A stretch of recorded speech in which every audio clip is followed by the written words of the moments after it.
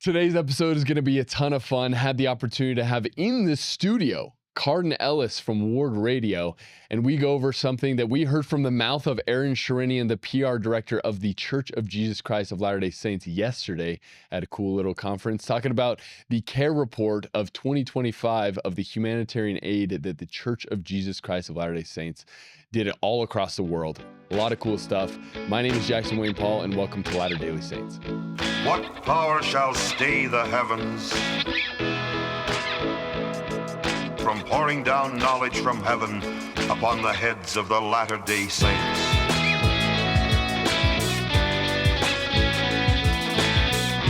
Ladies and gentlemen, welcome back to Latter Daily Saints. I am joined in the studio by none other than Cardon from Ward Radio. You make me do the video switching as a guest on your show. Thanks, bro. I thought it was only fitting, bro. People only recognize you behind the switchboard, and so I didn't want people to be confused on who I this am is. swimming in cables, and if only the audience could see. Well, Cardon, thanks for being in the studio. You were actually here last night, okay? If you want to pull up this first picture here. We had an awesome live stream on the Stick of Joseph YouTube channel. If you want to check it out, we'll throw the link in the description. But we got all the boys together, Cardon. We got Colton Miller, we got Hayden, myself, Chuck, and your boy Jacob Hansen, dude. It was a good time. Yeah, indeed. But Cardon, there's a few items of business we need to take care of. One, Hayden and I, we're going to be speaking at UVU at TPUSA's event tonight, God, Family, Country, in that order at 7 p.m. We'll leave a link in the description. Still got a bunch of seats left if you guys want to pull up.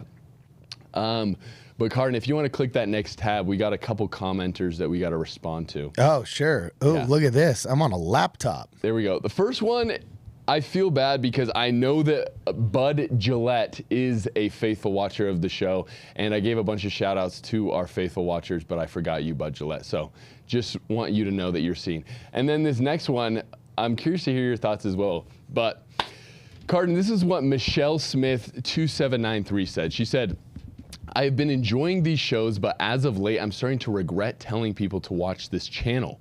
One of the aspects of your channel is keeping people informed, but how can you do that when it appears you do no prep work to be informed yourself? The conversation regarding the course today was comical. Socials have a plethora of talking heads that throw out information to viewers with no research behind their now public opinions and thoughts. We don't need more of them. We need people who have reason and logic and are well principled in how they gather information. Perhaps I need to change my perspective on the channel. Only entertainment, not informative. Still trying to figure it out because I love the concept and I loved how you started out. Ooh. So, Cardon, the reason I want to bring this up, honestly, hey, every show, Cardon, this is what I do. I say, hey, I know I'm far from perfect, and I'm willing to accept your criticisms and feedback. And I ask them to do it in a tactful manner. And Michelle, she understood the assignment. Now, what I say at the beginning of every show, Cardon, is I say, look, what we got going on here is none of us are official representatives of the Church of Jesus Christ of Latter-day Saints. But we've been members for a long time, and we love to look at current events and things happening specifically in the Latter-day Saint community and run our mouths on the internet about it. That's how I start every show. Well, also she says, one of the aspects of your channel is keeping them informed, but how can you do that when it appears you do no prep work to be informed in yourself? So I guess the accusation is that you don't seem to do prep work. Yes. And then she complains that social media has a plethora of talking heads that throw out information to viewers with no research. Well, I would argue that, yeah, if you're getting your news from social media, you've got democratized information that is going to be in varying levels of journalistic integrity. I don't know what your guys' ethics are behind how you gather or prep for information, but I mean, what's your prep work like? Illuminate her as to what your prep work's like. Exactly. So this is where I'll say there is some truth to her criticisms here. And look, I'm going to be the first one to say I don't claim to be the most absolutely 100% well-researched person. The reason that I wanted to start this is because provide and open a space in which daily news and pop cultures is talked about on a daily basis to keep people informed. And honestly, I need to do a better job at doing proper prep work to make it sure that I'm not just doing Google searches the whole damn show. You know what I'm saying? Even though, look, every once in a while, we're going to do our, occasional Google search, clarify some things, right? Did you just say I do an occasional Google search? Occasional live Google search, okay? Oh, live. That's what. Yes, that's live Google search, okay? I do a lot pre-show, okay? But this is what I'll commit to you. I would say currently we fall under the category of edutainment, right? Okay, we're trying to educate the people on things that are happening in the world. We try to make it in an entertaining manner and involve the scriptures as much as possible. But Michelle, because of your thoughtful comments, I am going to do better in my prep work. Cardon, we actually had the opportunity to hear from the church's PR, director, Aaron Sherinian? Is he PR director? We did. And he was going through kind of the big events throughout the year, and one of them happened actually yesterday where the church released their care report for last year's charitable giving. And so if you want to pull up here, it's here on Church Newsroom, they have this article. It says, church spent $1.58 billion, exceeding previous year's record in caring for those in need in 2025. And if we scroll down here, Cardon, they actually do a whole care report breakdown. Oh, I got to use the little arrow. Look at this. So right there, it says in the third paragraph, it says the church's Caring for Those in Need 2025 summary was released yesterday on the church's website. If you just want to click that hyperlink on that third paragraph there. Yeah. Caring for Those in Need summary, the one above it. Boom, right there. Okay, and scroll up. I think for some reason we're at the bottom. Go slowly up to the top. This is slow. Gosh, man. I don't know how Brandon does it, Ralph. Hey, we like, give him the secrets about it. Okay, awesome. Okay, here. It says, church's overall statistics. It says 3,514 humanitarian projects, 7.4 million volunteer hours, 196 countries and territories served in, and $1.58 billion in expenditures. Cardon, when we hear the classic anti-Mormon tropes of the church has, hundreds of billions of dollars and doesn't do anything to help, what's kind of your initial reaction to that? Dude, it's always done by people that give almost nothing. Like, seriously, you look at the statistics and it's absolutely pathetic. What do you mean? Like, Christians in America do the vast majority of, so first off, it's generally the people doing that are kind of this atheistic, secular, anti-Mormons. That's usually not an argument that you get people from that like would always be way better stewards of that kind of money. Yes, and I always say, first off, it's always done by people in a camp or from a camp that does almost no charitable giving. And second off, it's usually by somebody in a camp or from a camp that is completely broke and irresponsible with its money. And they never have a viable alternative. So like, for example, who are we supposed to give it to? The state of California where I'm from, that's like paycheck to paycheck and broke from day one. Should we give it to the National Treasury and hope that some government charity takes over? Like, I don't know, Acorn that James O'Keefe exposed 15 years ago, or else all these NGOs that we realize were just running away with our money over the past couple of years. Like what is the alternative? And also, they absolutely abuse the statistics of the church. For example, I went to BYU.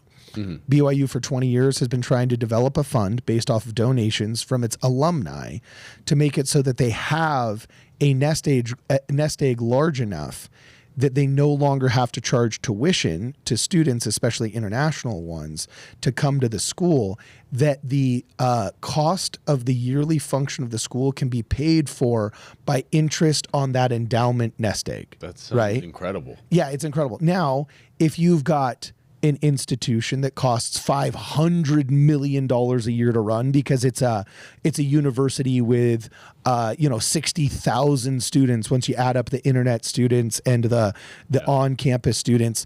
Man, to have a fund whose 7% interest, if you're using just like the Lipper average, let's just say, generates $500 million.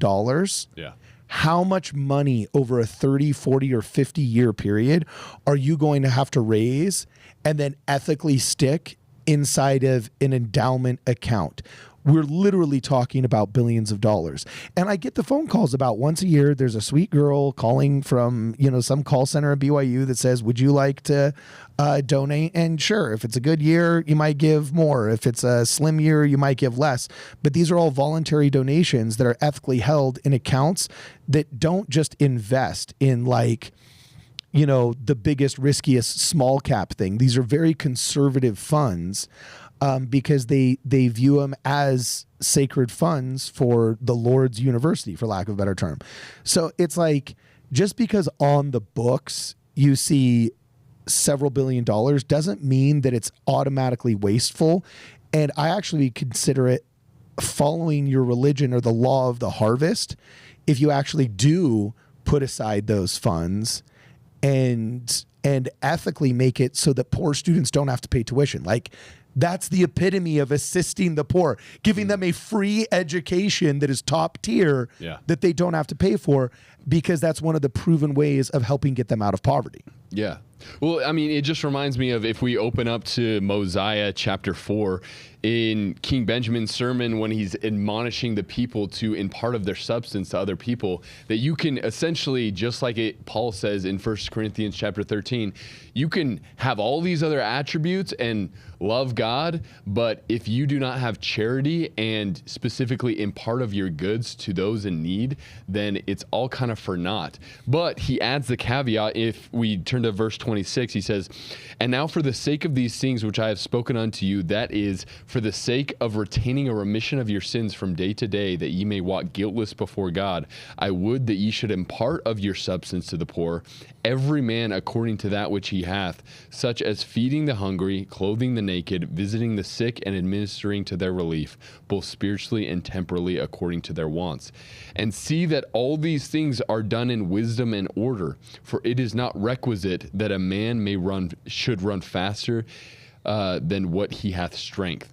And so when I think of all these other organizations around the world, Cardon, like, they think, oh, so-and-so donated $50 billion to XYZ thing. And a lot of times, I imagine like some good is done with that money, but a lot of times that's just like a huge tax write-off for some billionaire, or going towards, a lot of times, like the administrative side to charities and stuff like that. And so when you have a massive fund like this, it's like, you and I have both visited the Bishop's Storehouse and like the welfare center down at Salt Lake. And so to responsibly impart of these billions of dollars that the church has, and to do it in 196 different countries, like, it takes some prudence to understand where exactly each of those dollars are going, to make sure they actually go towards the desired end goal of feeding the hungry and clothing the naked, Yeah, also I trust physical charity so much more. Especially, I really like seeing that there's so many humanitarian projects that were done, because you are correct that on paper, financial charity is rife with corruption in America. I mean, there's guys that literally buy paintings for like $50,000 at some auction, and then get it appraised by their buddy. Yeah, they get it appraised by some softly corrupt art appraiser as a $5, $10, $15 million painting, and then they'll donate it to the Guggenheim, who's just going to literally stick it in their storage, never display it because it's crap and it's only a $50,000 painting, but it just got appraised for $10 million. Yeah. So when they go to do their write-offs, they can write off $10 million minus $50,000. They'll literally say that, oh, I just donated $9,995,000 or whatever the math is. I just crushed that one. But they'll donate whatever that difference is and take a $9 million plus tax write-off of just nothingness out of thin air, and then they'll walk around acting like they're a giant philanthropist when all they really are is a greedy person who's trying to bump themselves down into a lower tax bracket. Yeah. And so, yeah, definitely, like, the church has a good size fund, but to go about making sure that that is dispersed and the humanitarian efforts are done responsibly, like, it is not requisite that a man run faster than he has strength. and all these things need to be done with prudence and wisdom. But Cardon, if you want to click that view interactive map right down next to the world thing. Oh, I see it right there. Look at that bone. So yeah, okay. they show all these places in the world. If we just, Wow, so look at every that. single one of those dots. Where did you serve your mission, Cardon? In Buenos Aires, Argentina. Zoom in on Argentina, dude. Let's see what good stuff is Let's happening. go into Uruguay, but let's go to Argentina. Oh, here we are. Oh, there's a lot of dots down there. Let's see. Hold on. Man, it's kind of slow to get in. Like, this ain't Jason Bourne right here.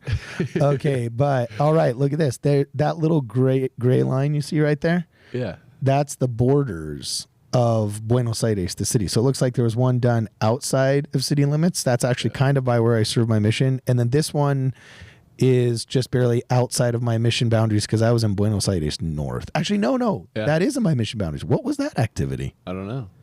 It says Buenos Aires, Argentina provided education support to families in need, providing safety and well-being project summary. You know what I bet this was?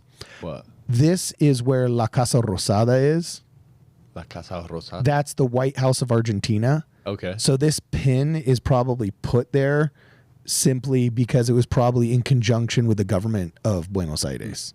So they probably gave some kind of donation. Like when I was down there, I was a PR director for the missionary service projects. We would do a lot of like painting of schools. That was something that was very successful. You had a bunch of young men down there between the ages of 19 and 21. They're all able-bodied. And the church would like donate 5,000 gallons of paint or something. Yeah. And there would be schools that were maybe in disrepair. They'd pay for like actual contractors to show up and do like the repair part. Okay, fix the stucco. It's not called stucco, but they'd fix the plaster and they'd fix the walls and whatnot. But then a way of saving money on the bill and also being able to get members involved in the service project was to leave the painting, which would be an expensive part of the process, but is one of the few jobs that could be done with just like manual labor from normies.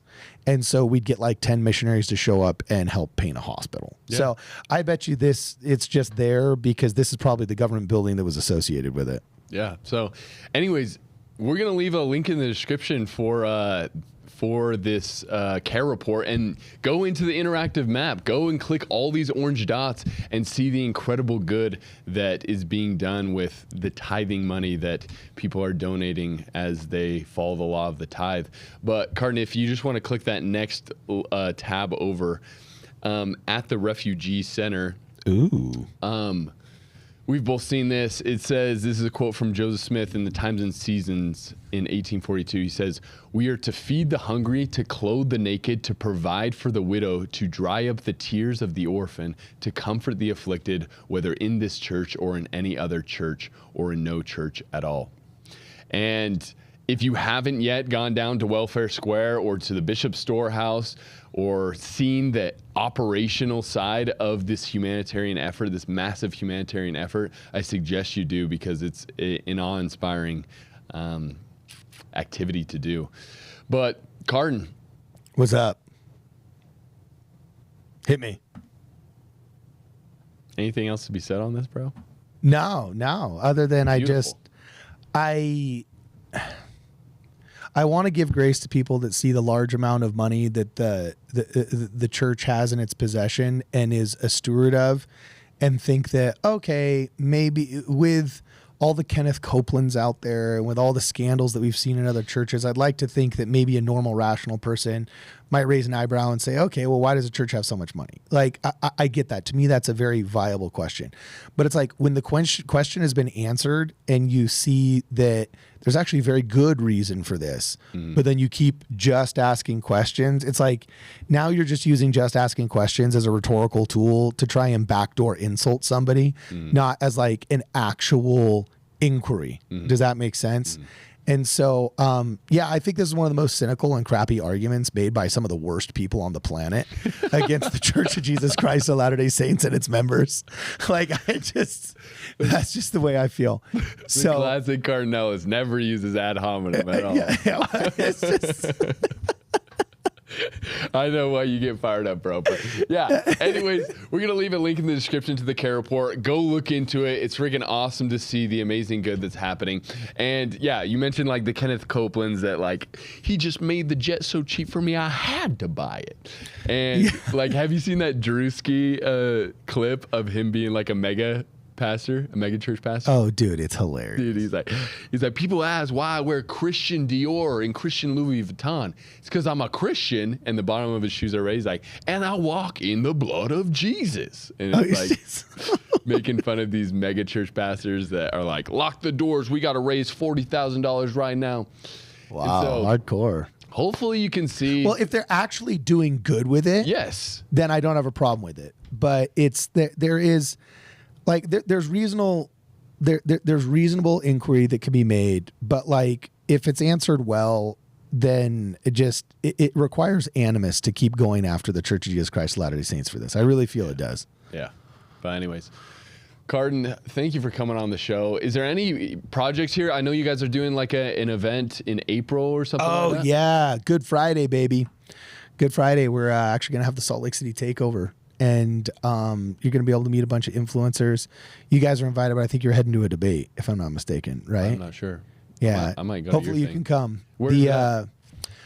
It's going to be at a place I've never been before, but it looks really cool. It's like this kind of warehousey joint in Salt Lake City. Mm-hmm. It does have a coffee shop in it, I found out, which is really funny.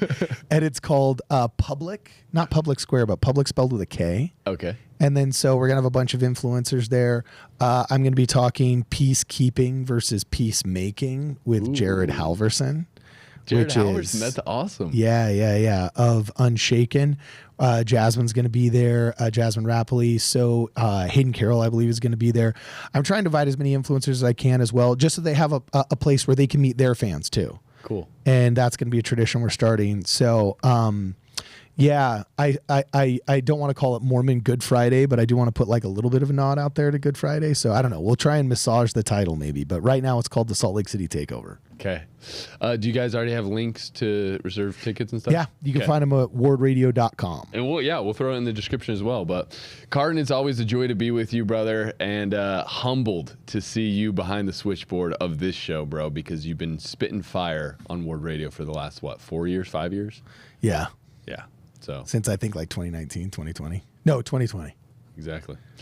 6 years down, 60 to go, because Ryder's going to be taking over after you and then his son. But anyways, God bless you. And remember, if you're not looking at the world through a gospel lens, you're only getting half the story. God bless you.